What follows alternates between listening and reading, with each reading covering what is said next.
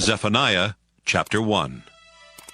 I am Zephaniah, the son of Cushai, the grandson of Gedaliah, the great-grandson of Amariah, and the great-great-grandson of Hezekiah. When Josiah, the son of Ammon, was king of Judah, the Lord gave me this message. I, the Lord, now promise to destroy everything on this earth, people and animals, birds and fish. Everyone who is evil will crash to the ground, and I will wipe out the entire human race.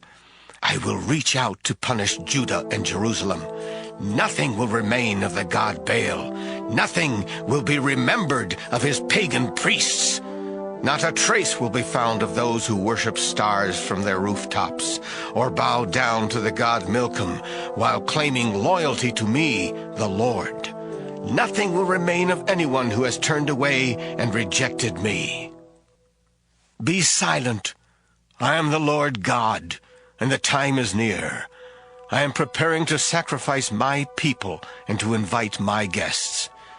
On that day, I will punish national leaders and sons of the king, along with all who follow foreign customs. I will punish worshippers of pagan gods and cruel palace officials who abuse their power.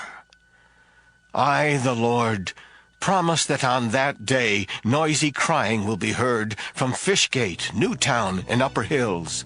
Everyone in Lower Hollow will mourn loudly, because merchants and money changers will be wiped out. I'll search Jerusalem with lamps and punish those people who sit there unworried while thinking, the Lord won't do anything good or bad. Their possessions will be taken, their homes left in ruins. They won't get to live in the houses they build or drink wine from the grapes in their own vineyards. The great day of the Lord is coming soon. Very soon. On that terrible day, fearsome shouts of warriors will be heard everywhere. It will be a time of anger, of trouble and torment, of disaster and destruction, of darkness and despair, of storm clouds and shadows, of trumpet calls and battle cries against fortified cities and mighty fortresses. The Lord warns everyone who has sinned against him. I'll strike you blind. Then your blood and your insides will gush out like vomit. Not even your silver or gold can save you on that day when I, the Lord, am angry. My anger will flare up like a furious fire, scorching the earth and everyone on it. Zephaniah chapter 2. You disgraceful nation, gather around before it is too late. The Lord has set a time when his fierce anger will strike like a storm and sweep you away. If you humbly obey the Lord, then come and worship him. If you do right and are humble, perhaps you will be safe on that day when the Lord turns loose his anger. Gaza and Ashkelon will be deserted and left in ruins. Ashdod will be emptied in broad daylight, and Ekron uprooted. To you people of Philistia who live along the coast, the Lord has this to say. I am now your enemy, and I'll wipe you out. Your sea coast will be changed into pasture land and sheep pens. The Lord God hasn't forgotten those survivors of Judah, and he will help them. His people will take your land to use for pasture. And when evening comes, they will rest in houses at Ashkelon. The Lord all-powerful, the God of Israel, said, I've heard Moab and Ammon insult my people and threaten their nation.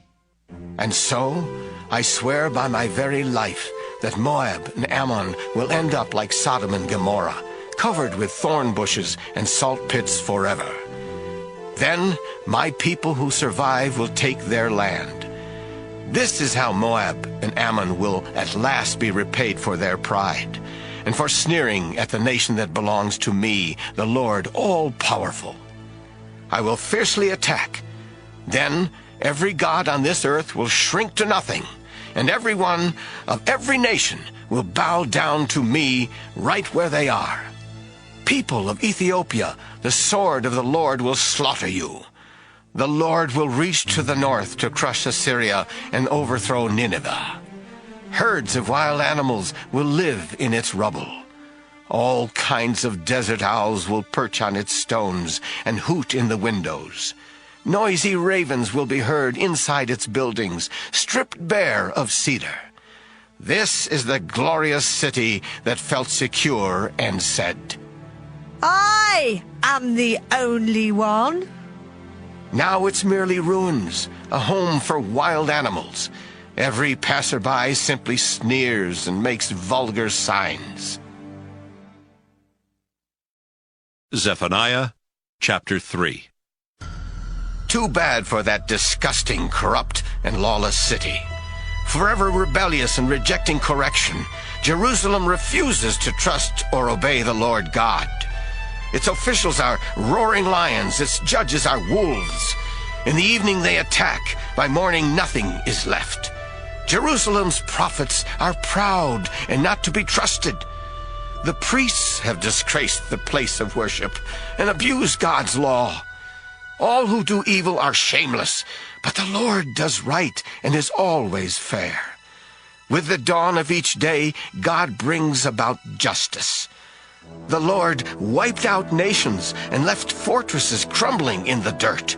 Their streets and towns were reduced to ruins and emptied of people.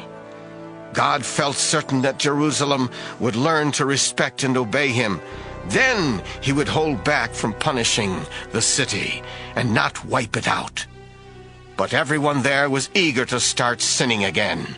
The Lord said, "Just wait for the day when I accuse you nations.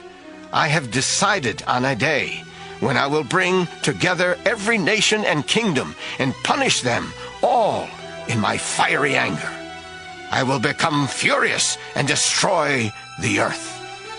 I will purify each language and make those languages acceptable for praising me. Then, with hearts united, everyone will serve only me, the Lord. From across the rivers of Ethiopia, my scattered people, my true worshippers, will bring offerings to me. When that time comes, you won't rebel against me and be put to shame.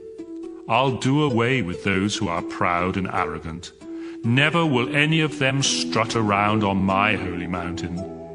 But I, the Lord, won't destroy any of your people who are truly humble and turn to me for safety.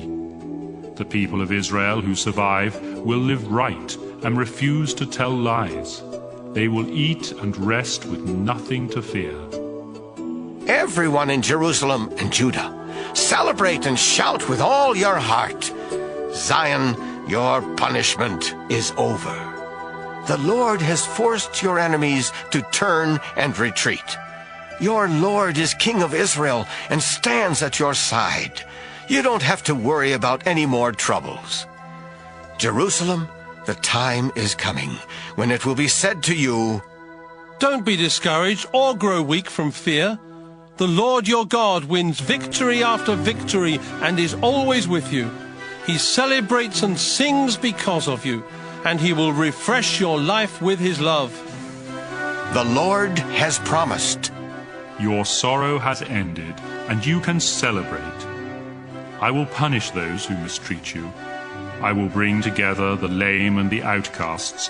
Then they will be praised instead of despised in every country on earth. I will lead you home, and with your own eyes you will see me bless you with all you once owned.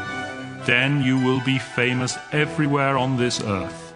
I, the Lord, have spoken.